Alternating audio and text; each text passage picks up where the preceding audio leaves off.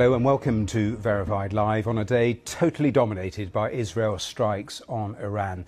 The magnitude of these attacks are on a completely different scale to what we saw last year. Israel says they targeted Iran's nuclear program, claiming it was their very survival that was at stake. Tehran, though, has described it as an act of war.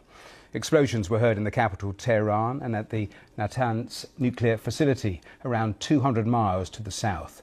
Several Iranian nuclear scientists and military commanders have been killed. Iran's state TV is reporting that civilians, including children, are among the dead.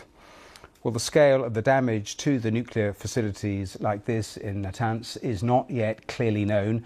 Much of the Iranian program is carried out deep underground. Well, Israel says its military action is continuing. Its secret service Mossad has taken the rare step of releasing this footage, which it claims was filmed inside Iran, showing its operatives preparing to launch an attack. Well, Iran has already retaliated, sending a wave of drones towards Israel. Israeli forces say all of them were intercepted. In the next 60 minutes, we'll bring you the latest reaction from various capitals. We'll also look at what was hit, who was hit. We'll also examine the various strategies being carried out by Israel and Iran. Well, let's talk to our correspondents in Jerusalem. Ione Wells is there. Our North America correspondent, Nomia Iqbal, is there at the White House.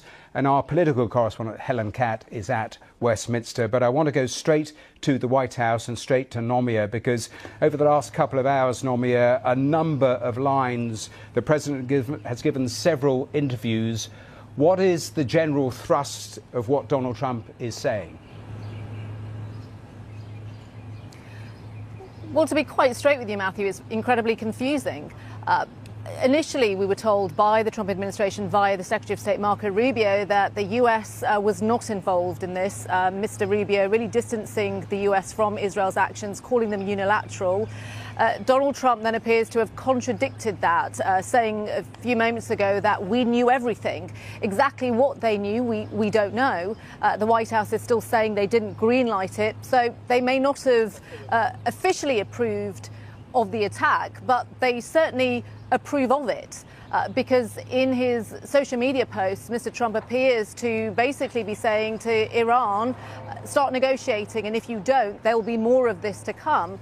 And I suspect the US is using this as some sort of leverage to push Iran to the negotiation table. There is an emergency meeting right now being held by President Trump here at the White House with his cabinet. We understand that he will be talking to the Israeli Prime Minister Benjamin Netanyahu later this afternoon, but there are also reports that he and